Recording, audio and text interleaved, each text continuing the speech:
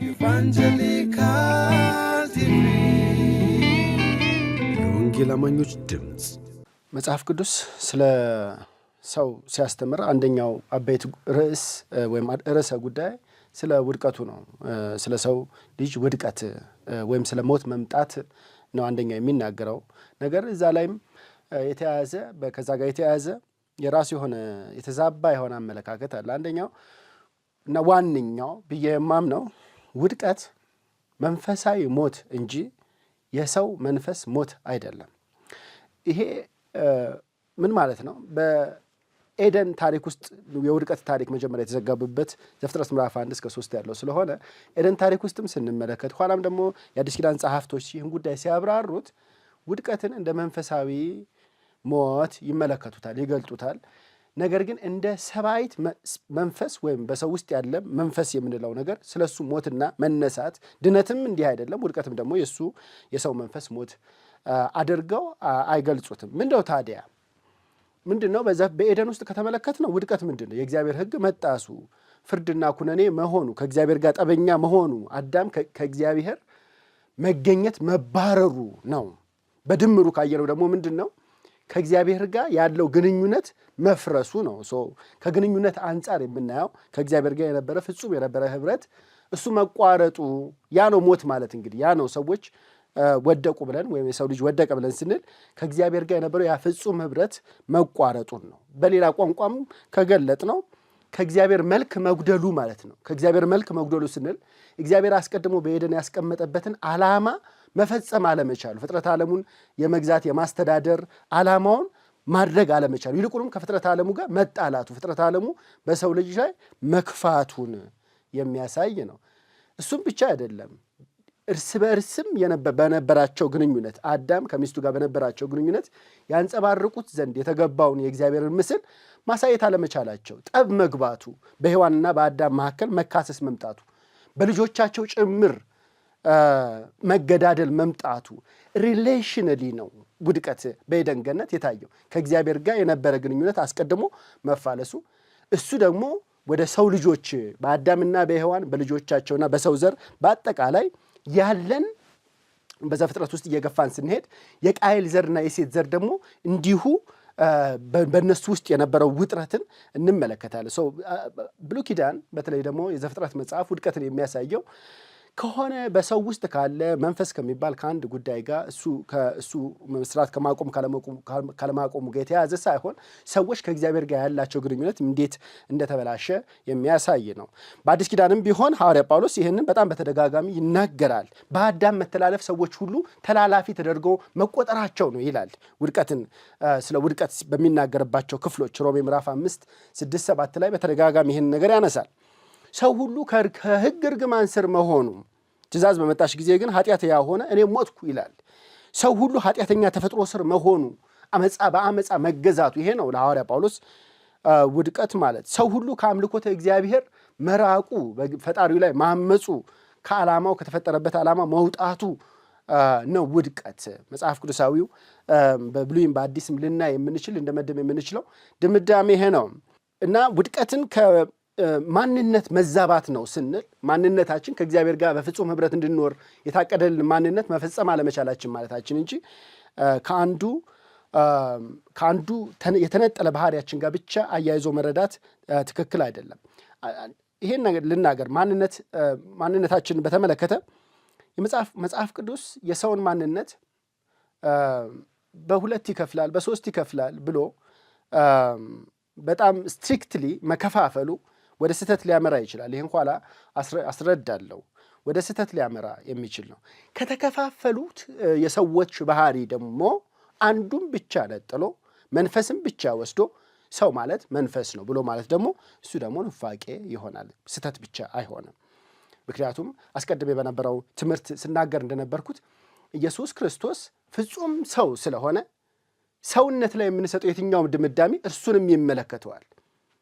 ሰው መንፈስ ነው ብለን የምንል ከሆነ በሌላ ቋንቋ ኢየሱስ ክርስቶስም በፍጹም ሰውነቱ መንፈስ ነው እንድንል እንገደዳለን። ይሄ ደግሞ በጣም በርካታ ከሆኑ የመጽሐፍ ቅዱስ ክፍሎች ጋር ግልጽ ከሆነው ትምህርት ጋር የሚቃረን ነው። ቃል ሥጋ ሆነ ይለናል የዮሐንስ ስለ ሰውነቱ ሲናገር በሌላም ክፍል ላይ ደግሞ ምን ብሎ ይነግረናል? ዮሐንስ ኢየሱስ ክርስቶስ በስጋ እንደመጣ ከማይታመን መንፈስ ተጠበቁም ደግሞ ብሎ ይናገራል። ይሄ ጉዳይ ለቀደምትም ቤተክርስቲያን በጣም ትልቅ ርዕሰ ጉዳይ ስለነበረ አበክረው እና አስምረው ይናገሩበት ነበር። ሰው መንፈስ መሆኑን ደግሞ በጣም አንዳንድ ሰዎችም ለጥጠውት ሰው መንፈስ ስለሆነ እግዚአብሔር መንፈስ ስለሆነ መደቡ ከእግዚአብሔር ጋር ነው ማለት ደግሞ ከኑፋቄ ያለፈ ስድብ ይሆናል። ብላስፈሚ እንለዋለን፣ ስድብ ይሆናል። ታዲያ ምንድን ነው? እንዴት ነው ልናስረዳ የምንችለው? ይህን እንግዲህ ቀስ ብዬ ለማሳየት እሞክራለሁ። መጽሐፍ ቅዱስ ውስጥ እውነት ለመናገር ቋሚ የሆነ ክፍፍል አናይም። አሉ ብዙዎቻችን የምናውቃቸው ክፍሎች የዕብራውያኑን የአንደኛ ተሰሎንቄ 5:23ን በ3 መክፈል በ2 መክፈል ሰዎች በዛ መንገድ ማስተማር ስለሚቀናቸው እንደዛ አሉ የምንጠቅሳቸው ጥቅሶች። ነገር ግን መላ መጽሐፉን በሙሉ አንብበን ስናበቃ በወጥነት በሁሉም መጽሐፍት ውስጥ የምናገኘው ቋሚ ክፍፍል 3ም በሉት 2ም በሉት ቋሚ ክፍፍል የሚባል የለም። ይሄ እንዴት ምን ማለት ነው? ለምሳሌ የቤተክርስቲያን አመራርን በተመለከተ የቤተክርስቲያን አመራር ላይ መጋቢያዊ የሚመስል የቤተክርስቲያን አመራር ለዛ የሚሰጡ የመጽሐፍ ቅዱስ ክፍሎች እናገኛለን። ከዛ ሽማግሌያዊ የሚመስል የቤተክርስቲያን አመራር የሚያሳዩ የመጽሐፍ ቅዱስ ክፍሎችን እናገኛለን። እና ምንድነው የምናደርገው? መጽሐፍ ቅዱስ ይሄኛውም ያኛውም አለው ብለን እንላለን እንጂ የግድ ይሄ ብቻ ነው ብለን አንልም። እንዲሁ ቅዱሳት ጸሐፍቶች ሲጽፉ ሰውን በ3 ሊከፍሉ በ2 ሊያደርጉት ይችላል። አንዳንዴ በ4 ያደርጉታል። ግን ቋሚ የሆነ አከፋፈል በሙሴም በሕግ መጽሐፍትም በሌሎችም በጌታችንም በሐዋርያትም አናገኝም። ከሁሉ የከፋው ደግሞ መከፋፈል ወዴት ነው የሚያመራው? የበለጠ ስህተት የሚያመራው ባህሪውን መነጣጠል ለምሳሌ እና ደግሞ አንዱን ኢሴንሻል ሌላኛውን አክሲደንታል፣ አንደኛውን ዋነኛ የላቀ የሰውነት ማረፊያ ሰው የሆነ በተለይ ደግሞ መንፈስን ደግሞ ግዙፉን የሆነውን ባህሪያችንን ደግሞ እሱን ያነሰ አክሲደንታል ማለት ደግሞ ፍጹም የሆነ ንፋቄ ይሆናል ማለት ነው። ባህሪያቱ መነጣጠል ሊችሉ ይችላሉ። ይሄ ብዙዎቻችን ምናልባት ወደዚህ ድምዳሜ የሚመራን ይሄ ነው። ሰው ሲሞት እናያለን። ሲሞት እንደማያበቃለት እናውቃለን። ስጋው አፈር ይገባል፣ ነፍሱ ወይም መንፈሱ ደግሞ ፈጣሪው ጋር ይሄዳል። ስለዚህ ሰዎች ያንን ኩነት ይመለከቱና ምን አይነት ድምዳሜ ይደመድማሉ? አሃ ሰው ማለት ለካ እውነተኛ የሰው ማንነት ማለት ለካ ረቂቁ ነው፣ መንፈሱ ነው ወይም ነፍሱ ነው ብለው እንዲሉ ይሆናል። ነገር ግን ልብ ማለት ያለብን ውድቀት የመጣው ኋላ ነው። ስለ ሰው ያለን ጤነኛ ትምህርት ግንዛቤ የሚመሰረተው እግዚአብሔር እንዴት አድርጎ አበጀው ፈጠረው፣ እግዚአብሔር እንዴት አድርጎ ደግሞ በድነት በብዙት ቀን እንዴት አድርጎ መላ ባህሪያቱን አንድ ላይ አድርጎ ሙሉ ፍጡር ያደርገዋል በሚል በእነዚህ ሁለት ሁኔታዎች ውስጥ እንጂ በውድቀት ውስጥ መነጣጠሉን አይተን ድምዳሜ ልንወስድ አንችልም። በሞት አንዱ ከሌላው ባህሪው መለየቱ፣ ግዙፉ አፈር መቅመሱና ደግሞ ረቂቁ ባህሪ ወደ ፈጣሪው መሄዱ አንዱ ከሌላው መላቁን አያሳይም። ምናልባት ትንሽ በኋላ ላይ ይህንን ጨመር አድርጌ እናገራል። መጽሐፍ ቅዱሳዊ ማስረጃ ምንድነው የሚያሳየው? በአጠቃላይ ቃላቶችን በተመለከተ አንደኛ የቃላትን ብዝሃነት ያሳየናል። እኛ በእርግጥ 2-3 ቃላቶችን መርጠን ነው ትኩረት የምንሰጣቸው። በተለይ ኋላ አነሳቸዋለሁ። በጣም የሚደጋገሙትን ስጋ፣ መንፈስ፣ ነፍስ የሚባሉትን ቃላቶች እነሱን አነሳለሁ። እሱ ላይ ብቻ ነው ድዌል ማድረግ የምንፈልገው። ነገር ግን በጣም በርካታ በብሉይ ብንሄድ በአዲስ ብንሄድ በጣም በርካታ ቃላቶችን እናገኛለን። የቃላት ብዛት ነው አንደኛው። ሁለተኛው የትርጉም ብዛት ነው። አንዱ ቃል ብዙ ትርጓሜ በብዙ አይነት የትርጓሜ አገባብ ይመጣል። እሱን በጣም ወሳኝ የሆነው ሁለተኛው ደግሞ እሱ ነው። ሶስተኛው ደግሞ የምንመለከተው ቋሚ አደራደር የለውም። አንዳንዴ 2፣ አንዳንዴ 3፣ አንዳንዴ ከ4 እና ከዛም ያነሰ የሚሆንባቸው ጊዜያቶች። የቃላት ብዛት ስል ምን ማለት ነው? የመጀመሪያው ነጥብ ትንሽ ላብራራ። የሰውን ማንነት የሚገልጡ ቃላት በብሉይ በጣም ብዙ፣ በአዲስም ደግሞ እንዲሁ በርከት ያሉ ናቸው። በብሉይ ኪዳን ለምሳሌ ስጋ፣ መንፈስ፣ ነፍስ የሚባለው ብቻ ልብ አለ፣ አእምሮ፣ ኃይል አለ፣ ሐሳብ አለ። ለዕብራውያኑ አጥንት፣ ኩላሊት፣ ሐሞት ምንላቸው እንኳን እንዲሁ ዝም ብሎ አይነት አካላዊ ነገሮች አይደሉም። ልክ እኛ አሁን አንጀቴ ተንሰፈሰፈ ብለን አንጀትን የስሜት መገለጫ እንደምናደርገው ለነሱ አጥንት ማለት አንጀት ማለት ኩላሊት ማለት ማስተዋያ ናት። ልብ ማለት ማሰላሰያ ናት። ኩላሊት ልብ ማስተዋያ ነው። አጥንት የውስጥ ብርታትና ጥንካሬን የሚያሳይ እንጂ እንዲሁ ባዮሎጂካሊ ወይም በስነ ህይወት ብቻ ያለውን ትርጓሜ አይደለም የሚወስዱት። ለነሱ እነዚህ ስነ ሰብአዊ የሆነ ወይም አንትሮፖሎጂካል የሆኑ ገለጣዎች ናቸው። በዛ መልክ ነው የሚገልጡ። በጣም በርካታ ቃላቶች ናቸው ያሉት። በእርግጥ አዲስ ኪዳን ላይ በግሪክ ስለሆነ የሚጽፉት እነዚህን ቃላት ሊያመጧቸው አይችሉም። አዲስ ኪዳን ላይ ግሪክ ብቻ የግሪክ ቃላትን ብቻ የተመለከቱ ላይ ትኩረት ያደርጋል። በአዲስ ኪዳንም እንደዛ በጣም በርካታ ቃላቶች አሉ። ልክ ነው። ስጋ፣ መንፈስ፣ ነፍስ የሚሉ ሶስቱ ቃላቶች ናቸው የሚደጋገሙት። ግን ነፍስ አለ፣ ማነው ልብ አለ፣ አእምሮ አለ፣ አንዳንድ ጊዜ የውስጥ ሰውነት፣ የውጭ ሰውነት እያለ በጣም በርካታ የሰውን ባህሪያት የሚገልጡ ቃላቶች አሉ። አጥኚ መጽሐፍ ቅዱስ አጥኚ የተወሰኑ ቃላቶች ላይ ብቻ ትኩረት ሊያደርግ የተወሰነ አደራደር ላይ ብቻ ትኩረት ሊያደርግ አይገባም። በእውነት መጽሐፍ ቅዱስ ምድር የሚያስተምረው ዕብራውያኑ እንዴት ይመለከታሉ ሰውን ብለን ምንል ከሆነ ለሁሉም ቃላት ለሁሉ የመጽሐፍ ቅዱስ ክፍሎች እኩል ትኩረት ያስፈልጋቸዋል። ስለዚህ ቃላቶቹ በስነ ህይወት ትርጓሜያቸው በባዮሎጂ ባለው ትርጓሜያቸው ጣፊያ አንጀት ሲሉ ወይም ልብ ሲሉ ሳይሆን በስነ ሰብ ወይም በስነ መለኮታዊ ትርጓሜያቸው የሚውሉ ናቸው በአብዛኛው በብሉይ በተለይ ያሉት። እሱ በጣም ወሳኝ ነው። የትርጉም ብዝሃነት ያልኩት ደግሞ ምንድን ነው? ለምሳሌ እኔ ሶስቱን ብቻ ብንመለከት ስጋ የሚለውን ቃል ብንመለከት በተለያየ አውድ የተለያየ አይነት ቃላት የተለያየ አይነት ትርጓሜ ይዞ ይመጣል።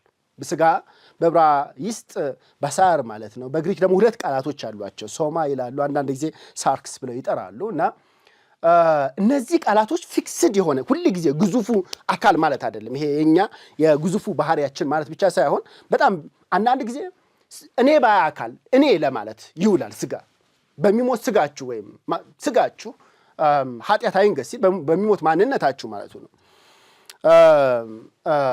እኔ ለማለት የሚሆንበት ጊዜ አለ። ኃጢአተኛ ተፈጥሮ የሚሆንበት ጊዜ አለ። አንዳንድ ጊዜ ከእግዚአብሔር ጋር ጠበኛ የሆነውን ባህሪያችንን ስጋ ብለው ይጠሩታል። ልክ የግዙፉን አካላችንን ስጋ ብለው እንደሚጠሩት ደካማ ሰው፣ ደካማ ፍጥረት ስጋ ሁሉ እንደ ሳር ነው ብሎ ሲናገሩ ለምሳሌ ደካማ ሰው ወይም ደካማ ፍጥረት ለማለትም ፍጥረታዊ ሰው ለማለትም ከስጋ የተወለደ ስጋ ነው ብለው ሲናገሩ ፍጥረታዊ ሰውነትን ብቻ የሚያሳይ ሊሆን ይችላል። ስጋ ሲሉ የስትንፋስ መቀመጫ የህይወት መቀመጫም አድርገው አንዳንድ ጊዜ ይመለከቱታል። ስጋ ሲሉ የመንፈስ ቅዱስ ማደሪያም አድርገዋል። ስጋቸው የመንፈስ ቅዱስ ማደሪያ ነው ይላል ቅዱስ ጳውሎስ። እና የመንፈስ ቅዱስ ማደሪያ የስትንፋሳችንና የህይወታችን መኖሪያ ደካማ ሰውነትን ኃጢአተኛ ተፈጥሮን ከእግዚአብሔር ጋር ጠበኛ የሆነው ማንነታችንን እኔ በአካልነትን እና ግዙፉ ባህሪያችንን በሚያሳይ በርካታ ትርጓሜዎች እና በርካታ አውዶች ውስጥ ይመጣል። ይሄ እዚህ ላይ በጣም ትኩረት ልንሰጠው የሚገባው መጽሐፍ ቅዱስ ስጋችንን ምን ይለዋል? የመንፈስ ቅዱስ ማደሪያ ቴምፕል ይለዋል ስጋችንን። ሮሜ አንደኛ ቆሮንቶስ ምዕራፍ 6 ከ12 እስከ 20 ያለው ክፍል ላይ በተለይ 20 አካባቢ ላይ ይሄን ታገኛላችሁ። ነፍስ ሲሉ ወይም ዕብራውያኖቹ ነፋሽ ሲሉ ወይም ደግሞ ግሪኮቹ ሳይኬ ሲሉ ምን ማለታቸውን በአብዛኛው እኛ እንደለመድነው ስሜት፣ ፈቃድ፣ እውቀት ማለታቸው አይደለም። ይሄ ከፍልስፍና የመጣ ነው እንጂ መጽሐፍ ቅዱሳዊ የሆነ መሰረት ያለው አይደለም። ከፍልስፍና የተዋስነው ነው። ዕብራውያኑ ነፍስ ሲሉ ህይወት ማለታቸው ነው። ህይወት ማለታቸው ነው። አካላዊ ህይወት ሊሆን ይችላል። ነፍስ የሚሉት ነፍሱ አለች ነፍሱ የለም ብለው ሲሉ ወይም በነፍሳችሁ በምትበሉበትና በምትጠጡበት ሲል ስለ አካላዊ ህይወት ነው የሚናገር። ስነ ልቦናዊ ህይወት ሊሆን ይችላል። ነፍሴ አታስጨንቅኝ ብለው ሲናገሩ መንፈሳዊ ህይወት ሊሆን ይችላል። ነፍሴ ጌታን አለች፣ ተጠማች፣ ጌታን ታከብረዋለች ብለው ሲናገሩ ነፍስን ከመንፈሳዊ ህይወት ከስነ ልቦናዊ ከአካላዊ ህይወት ጋር ያገናኙት ይችላሉ።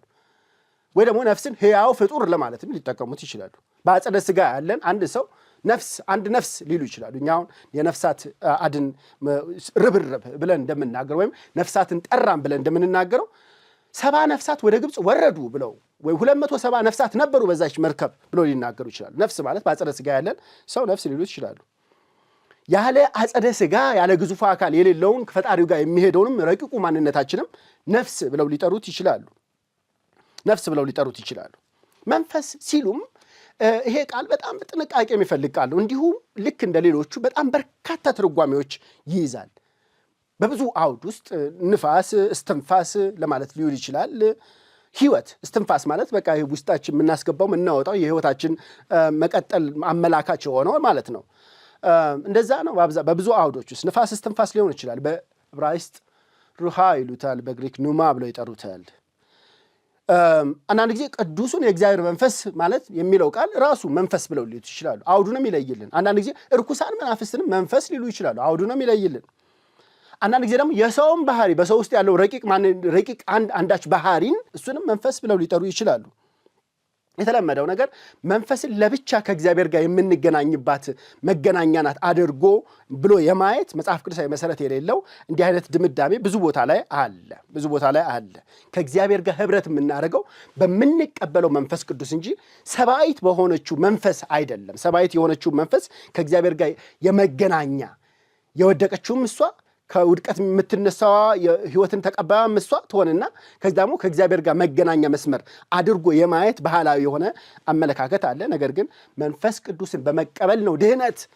የአዲስ ኪዳን ትምህርት ይህ ነው እንጂ ህብረት ማድረጊያው ከእግዚአብሔር ጋር ህብረት ማድረጊያው ወደ መለኮት ህይወት መሳተፊያው መንፈስ ቅዱስ መቀበል እንጂ ሰብአዊት መንፈስ ለብቻ የዚህ ፕሪቪሌጅ ተጠቃሚ ስትሆን አንመለከትም።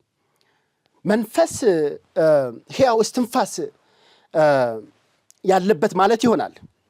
የሕያው እስትንፋስ መንፈስ የሚለው እና በዚህ ትርጉሙ ከነፍስ ጋር አንድ ነው። ጌታችንን አይታችሁ እንደሆነ አንደኛው ጸሐፊ ምን ይላል? ነፍሱን ሰጠ ይላል። ሌላኛው ጸሐፊ ስለ መሞቱ ሲናገር መንፈሱን ሰጠ ይላል። ሁለት ነገር እንዳልሰጠ ግልጽ ነው። ምንድን ነው የምትመለከቱት? ይሄ ሕያው እስትንፋስ ሕይወት በሚለው ትርጓሜ ዕብራውያኖቹ ነፍስንም መንፈስንም እንደሚጠቀሙ ያለዋወጡ እንደሚጠቀሙ ነው የምትመለከቱት። ይሄ ነገር ለእኛ እንደምን እንደማለት ነው? ስሜትንና ሐሳብን እንደመለየት ከባድ ነው። ለዕብራውያኖቹም መንፈስንና ነፍስን መለየት ከባድ። ለዛ ነው የዕብራውያን ጻፊ ሲናገር ጅማትና ቅልጥምን ነፍስና መንፈስን ይለያል ይላል። የእግዚአብሔር ቃል ሻርፕነስ ሲናገር ጅማትና ቅልጥም ለመለየት የሚከብዱ ነገሮች ናቸው። ለመለየት እጅግ የሚከብዱ ነገሮችን በምሳሌነት ያነሳል። ሲያነሳ ዕብራውያኖቹ ግራ የሚያጋቧቸው እና አለዋውጠው የሚጠቀሟቸው አንድ አድርገው የሚያዩዋቸው ወይም ደግሞ ዲስቲንክት ትርጓሜ የላቸው ማለት አይደለም፣ ግን የሚያምታቷቸውን እነዚህን ሁለት ነገሮችን ያነሳል። በአብዛኛው እውነት ለመናገር መንፈስ የሚለው ቃል ከሰው ጋር በተያያዘ ሲያያዝ ከሰው ጋር ሲያያዝ ከስትንፋስ ጋር አይደለም፣ ከነፋስ ጋር አይደለም፣ ከቅዱሱ መንፈስ ጋር አይደለም፣ ከእግዚአብሔር መንፈስ ጋር ከሌላውም ጋር ሲያያዝ አይደለም። ከሰው ጋር ሲያያዝ በአብዛኛው አቲቲዩድ ካራክተር ይሆናል። ልክ አለ አይደል? ባህሪ ይሆናል። መልካም መንፈስ ያለው፣ የተለየ መንፈስ ያለው፣ የተቀጠቀጠ መንፈስ፣ የተሰበረ፣ የተዋረደ መንፈስ፣ ቀናተኛ፣ ኩሩ መንፈስ እያለ መጽሐፍ ቅዱስ በጣም ከባህሪ ጋር ነው እነዚህ መንፈስን የሚያያይዘው። በአዲስ ኪዳን ብንመለከት ለምሳሌ ከ400 ጊዜ በላይ መንፈስ የሚለው ቋንቋ ይጠቀማልና በአዲስ ኪዳን ውስጥ ትልቁ ችግር መንፈስ የሚለውን ቃል ሰዎች ቀጥታ ለሰው መንፈስ አድርጎ አውዱን በደንብ ሳይመረምሩ መንፈስ ቅዱስ ይሆን አይሆን የሚለውን በደንብ ሳይመረምሩ ለሰው መንፈስ የመስጠት ዝንባሌ ነው ትልቁ ችግር። እውነት ለመናገር ከ400 ውስጥ 80 አካባቢ ነው ከሰው መንፈስ ጋር በተያያዘ መንፈስ የሚለው ቃል የሚውለው። በጣም በአብዛኛው ከምን ጋር የሚውል ነው? ከመንፈስ ቅዱስ ጋር የሚውል ነው። ለምሳሌ ከመንፈስ የተወለደ ሲል ከመንፈስ ቅዱስ የተወለደ ማለቱ ነው። ልክ ከስጋ አባትና እናት እንደሚወለድ ከእግዚአብሔር መንፈስ ደግሞ የሚወለድ መንፈሳዊ ሰው ይሆናል ብሎ ከመንፈስ የተወለደ ወይም ስጋ በመንፈስ መንፈስ በስጋ ላይ ብሎ ሲናገር ይሄ መንፈስ በመንፈስ ቅዱስ የምንቀበለው አዲስ ህይወታችንና ከእግዚአብሔር ጋር ጠበኛ የሆነው የድሮ ህይወታችን የሚያደርጉትን ግብ ነው። ስጋ በመንፈስ ሲል ይሄ ስጋችን በውስጣችን ካለ መንፈስ ጋር የሚያደርገው ግብ ሳይሆን ኃጢአተኛ ተፈጥሯችን፣ አሮጌው ማንነታችን በመንፈስ ቅዱስ ከምንቀበለው ወይም ከተቀበልነው ከአዲሱ ህይወት ጋር የሚያደርገውን ግብ መንፈስ ብቻ ነው የሚለው። ብዙዎች ግን መንፈስ የምትሏን ብቻ በመውሰድ የሰው መንፈስ የማድረግ ልማድ አለ። በአዲስ ኪዳን በጣም በርካታ ጊዜ መንፈስ የሚለውን ቃል ከመንፈስ ቅዱስ ለማለት በአጭሩ ለመጻፍ የሚጠቀሙት ነው። የቃላቱን ባህሪ ስንመለከት ሶስተኛ ምን የትርጉም ተወራራሽነት ነው። ይሄም በትንሹም ቢሆን ተናግሬያለሁ። እኛ በእርግጥ ስጋን ለመብላት፣ ለመጠጣት፣ ለመተኛት እንጠቀመው እና ከዛ ጋር ነው የምናያይዘው። ነፍስን ደግሞ በተለምዶ ከስሜት ፈቃድ ጋር ነው የምናያይዘው። ነገር ግን መጽሐፍ ቅዱስ በነፍሳችሁ በምትጠጡበት ነፍሴ ሆይ ቢጠጪ ይላል። ነፍስ ህይወት ማለት ስለሆነ ለዕብራውያኖቹ ትበላለች፣ ትጠጣለች። ስጋ ብቻ አይደለም። ይልቁንም ስጋን ከምን ጋር ሊያያይዘው ይችላል? ከቅናት፣ ከቁጣ፣ ከጠብ፣ ከክርክር፣ ከባህሪያት ጋር ሊያያይዘው ይችላል እና በየአውደ እኛ በመደብነላቸው ትርጓሜ ሳይሆን አውደ ምንባቡ በሚሰጣቸው ትርጓሜ መሄድ እንዳለባቸው ማሳሰብ ፈልጌ ነው ይሄን የምናገረው። ነፍስና መንፈስን በተመለከተ እንደዚሁ የማለዋወጥ ልማድ አለ። ቅድም የተናገርኩት በጣም አሳዩ ነው። ስለ አንዱ ጌታ ስቅለት ሲናገር አንዱ ነፍሱን ሰጠ፣ ሌላው መንፈሱን ሰጠ ካለ ሁለት ነገር እንዳልሰጠ ስለምናውቅ ረቂቁን ማንነታችን ቀጣይ የሆነ ወደ እግዚአብሔር የሚሄደውን ማንነታችንን በተመለከተ የተናገሩ በእነዚህ ሁለት ቃላት እያለዋወጡ የተናገሩ እንደሆነ እናያለን። ስለዚህ ምንድነው መጽሐፍ ቅዱሳዊ ድምዳሜ ምን እንበለው ከተባለ ይህ ሙሉዋዊ እይታ ነው እንድናዳብር መጽሐፍ ቅዱስ የሚመክረን። መጽሐፍ ቅዱስ ሰው በፍጥረትም ሆነ በድህነት ባህሪያት ብዙ የሆነ እነዚህ ባህሪያቶቹ የተዋሃዱ አንዱን ማንነትና የተዋሃደ ባህሪ እንዳለው ነው የሚያሳዩ። አንድ ማንነት የተዋሃደ ባህሪ እንዳሉት ነው የሚያሳየን። የተዋሃዱ ባህሪ እንዳሉ ነው የሚያሳየን። ረቂቁ ያለ ግዙፉ፣ ግዙፉ ያለ ረቂቁ በሞት ሊኖር ተነጣጥለው ኑሯል። በእርግጥ ሰዎች እንደዛ ይሆናል። ባህሪያቶቹ ተነጣጥለው በሞት ከጌታ ጋር ሰዎች በረቂቁ ማንነታቸው ይኖራል። ነገር ግን ሙሉ ስብዕና ሙሉ ሰውነትን ልንረዳ የምንችለው በትንሣኤ አካል ተነስቶ መላ ባህሪያችን ሲዋሃድ ብቻ ነው። ስለዚህ በፍጥረቱ እንዲህ ተሰናስሎ የተፈጠረው የሰው ባህሪ በውድቀት ሁለቱ ባህሪያት ቢለወጡም ለጊዜው ቢነጣጠሉም በድህነት ግን እግዚአብሔር ወደ ጥንተ ፍጥረቱ ወደ ጥንተ ክብሩ ወደ ጥንተ ውህደት ማንነቱ ይመልሰዋል። ይሄንን በኮምፒውተር ምሳሌ ብናይ ኮምፒውተር ቢበላሽ ቫይረስ ቢገባበት ባለሙያዎች ምን ያደርጋሉ? ፕሮግራሙን፣ ዳታውን፣ መረጃውን ያወጡና ይይዙና ኮምፒውተሩን ምን ያደርጉታል? ሃርድዌሩ የሚባለውን ፊክስ ያደርጉታል። ካስተካከሉ በኋላ ከእንደገና ፕሮግራሙን ይጭኑበትና ኮምፒውተሩ ሙሉ ሆኖ ይሰራል። ልክ እንደዛ እንደማለት ነው። ሲነጣጠሉ ፕሮግራሙን ሲያወጡት፣ መረጃውን ሲያወጡት ዋናው ለካ ፕሮግራም ዋናው ለካ ዳታው ነው አንልም። ዳታው ያለ ሃርድዌሩ አንድ ላይ ካልሆኑ በስተቀረ አንድ ላይ ካልተገጣጠሙ በስተቀረ ምንም ጥቅም የላቸውም። እንደዚሁ የሰው ባህሪያት በሞት ተነጣጠለ ማለት ዋናው አንዱ ሌላው ደግሞ እንደሆነ እንድናስብ ሊያደርገን አይገባም። ሲፈጥረንም አዋህዶ ሲያድነንም አዋህዶ ነው። ቀደም እንደተናገርኩት እግዚአብሔር ሰውን ግዙፉን አካል ከረቂቁ ማንነቱ ከህይወቱ ጋር አዋህዶ ፈጠረ። ኃጢአት ባዘባረቀው ዓለም ውስጥ ግን ግዙፉ አካል ከህይወት ተለይቶ እንዲበሰብስ ተረገመ። ነገር ግን በክርስቶስ የመቤዠት ሥራ አስቀድሞ ከነበረው በላቀ ክብር ግዙፉን አካል በትንሣኤ ያስነሳውና በዘላለም ህይወት አድርጎ እግዚአብሔር አንድ አድርጎ የሰውን ፍጥረት አንድ ያደርጎ ሙሉአዊ እይታ እንድናዳብር መጽሐፍ ቅዱስ የሚያሳየን በዚህ መንገድ ነው።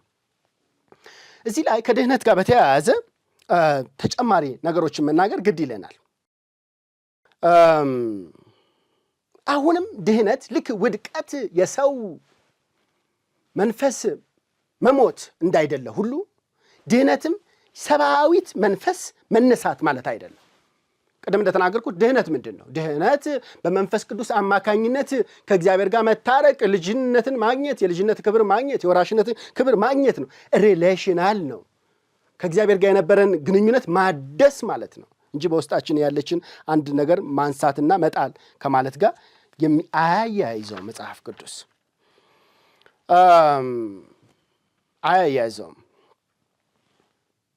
ነገር ግን ሰዎች ለምንድነው እንደዚህ የሚያስቡት? የተወሰኑ ሁለት የመጽሐፍ ቅዱስ ክፍሎች ላይ ብቻ ልናገር። ከመንፈስ የተወለደ መንፈስ ነው የሚለውን በጣም ብዙ ሰዎች በማዛባት ስለ ሰብአዊት መንፈስ እንደሆነ ያስቡና መንፈሳችን ሙቶ ስለነበረ ተወለደ ማለት አሁን ከእንደገና ህይወት አገኘ ማለት ነው በማለት ይተረጉሙታል። ነገር ግን በጣም ግልጽና በተደጋጋሚ መጽሐፍ ቅዱስ ክፍሎች ይህንንም ክፍል በጥንቃቄ ስንመለከተው ከስጋ የተወለደ ከስጋ እናትና አባት የተወለደ ስጋዊ ልደትና ስጋዊ ሰውነት ፍጥረታዊ ሰውነት እንደሚያገኝ ከመንፈስ ቅዱስ ደግሞ የሚወለደ መንፈሳዊ ሰውነትና መንፈሳዊ ማንነትን ያገኛል ማለት ነው። መንፈስ የሚለው ቃል እዛ ስለ መንፈስ ቅዱስ የሚናገር ነው የሚሆነው እና ምናልባት ትንሽ ለዚህ ግብአት የሚያደርገው ሁለተኛው ሮሜ ምዕራፍ 8 ቁጥር 10 ላይ ያለው እና ሮሜ ምዕራፍ 8 ቁጥር 10 በአጭሩ እሱ ክፍል ሲተረጎም በጣም ብዙዎቻችን ይሄንን በእንግሊዘኛ ትርጉሞችን አይተን ማመሳከር እንችላለን። በአማርኛ ሲተረጉሙት አሳስተውት የተረጎሙት ክፍልና ነገር ግን ለዚህ የተሳሳተ ግንዛቤ ግብአት ሆኖ ያገለገለ ነው። ምንድን ነው የሚለው? መንፈሳችሁ ከጽድቅ የተነሳ ሕያው ነው ይላል። መንፈሳችሁ ከጽድቅ የተነሳ ሕያው ነው ይላል። ስለዚህ ብዙ ሰዎች የሚያስቡት ምንድን ነው? መንፈሳችን ሕያው አልነበረም፣ አሁን ጽድቅ ሲመጣ ምን ሆነ? ሕያው ሆነ ብለው እንዲያስቡ ያደርጋቸዋል። ይህ ግልጽ የሆነ ንባብ ነው የሚሰጠው። ነገር ግን ትክክለኛው ትርጓሜ መንፈስ ግን ከጽድቅ የተነሳ ሕይወት ነው የሚል ነው። ወይም በእንግሊዝኛ spirit is life because of righteousness የሚለው ነው። ይሄ በተለያዩ በኤስቪም ኤንኤኤስም በሌሎች በጣም በበርካታ ትርጓሜ ቨርዥኖች ውስጥ በግልጽ ያለ ነው። መንፈስ ግን ከጽድቅ የተነሳ ሕይወት ነው ማለት በአውደ ምንባብ ውስጥ ስናየው ምን ማለት ነው? መንፈስ ቅዱስ ነው። እቺ መንፈስ የሚለው በዚህ በሮሜ ምዕራፍ 8 ውስጥ ከ1 እስከ 10 ባለው ውስጥ በሙሉ ሐዋርያ ጳውሎስ የሚናገረው ስለ መንፈስ ቅዱስ ነው። ክርስቶስ ከሰራው የጽድቅ ስራ በጽድቅ ስራ ምክንያት መንፈስ ቅዱስን ሕይወት ይሰጠናል ማለት ነው። ሕይወት ይሰጠናል ማለት ነው። ይልቁንም የአማርኛው ትርጓሜ መንፈሳችሁ በማለት ወደ ስህተት ያመጣዋል። ምክንያቱም መንፈሳችሁ የእናንተ መንፈስ የሚልም አይነት ትርጉምም የለውም።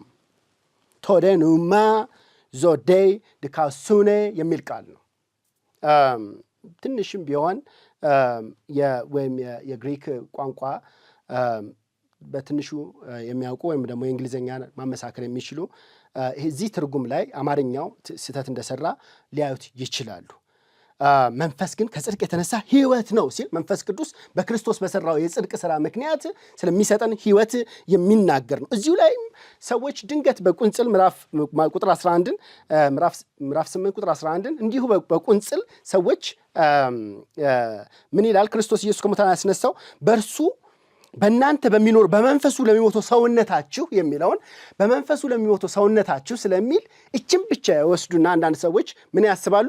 ኦኬ መንፈሳችን ሙት ነው ብለው እንዲያስቡ ያደርጋቸዋል። ነገር ግን ሁለቴ ብቻ ደግመን ብናነበው በመንፈስ ቅዱስ አማካኝነት ለሚሞተው ማንነታችን ምን ይሰጣል ነው? ሕይወት ይሰጣል ማለት ነው። ክርስቶስን ከሙታን ስላስነሳው መንፈስ ነው የሚናገረው። እሱ መንፈስ ሟች ለሆነው ሰውነታችን ሟች የሚለው ሰውነትን ነው። ተናታ የሚለው ሶማታን እንጂ ንማታን አይደለም ፈጽሞ። ስለዚህ ምን ማለት ነው? ሟች ለሆነው ማንነታችሁ፣ በኃጢአት ምክንያት ሟች ለሆነው ማንነታችሁ በመንፈስ ቅዱስ አማካኝነት ምን ይሰጣል? ሕይወትን ይሰጣል ማለት ነው።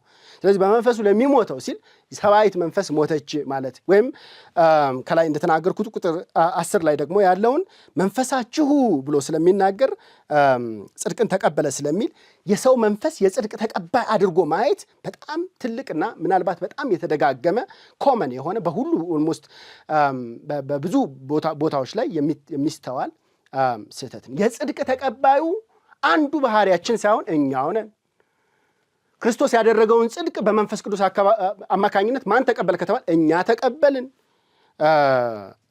ነው። እንደዛ ብለን ነው እንድንረዳ መጽሐፍ ቅዱስ የሚጠቁመን። ስለዚህ ቁጥር 11ን መንፈስ ቅዱስ ግን ከክርስቶስ የጽድቅ ሥራ የተነሳ ሕይወትን ሰጠን ብለን ነው እንድናነበው ቁጥር 10ን በትክክለኛው ትርጓሜ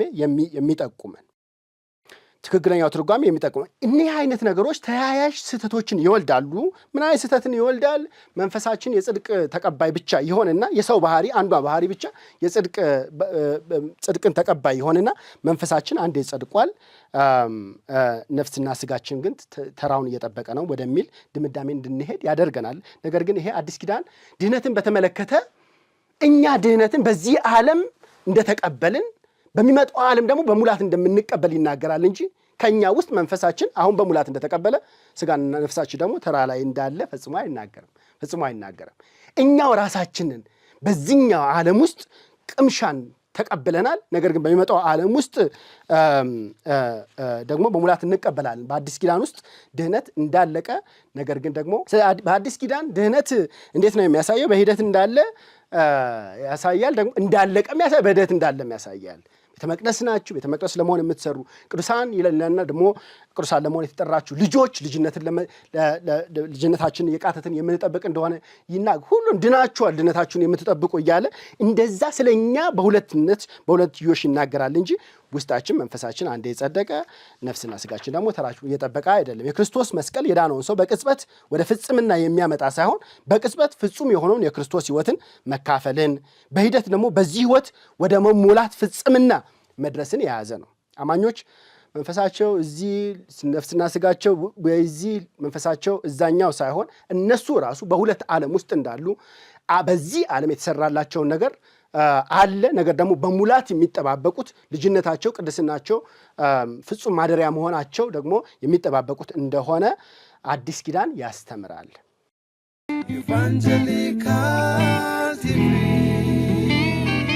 የወንጌል አማኞች ድምጽ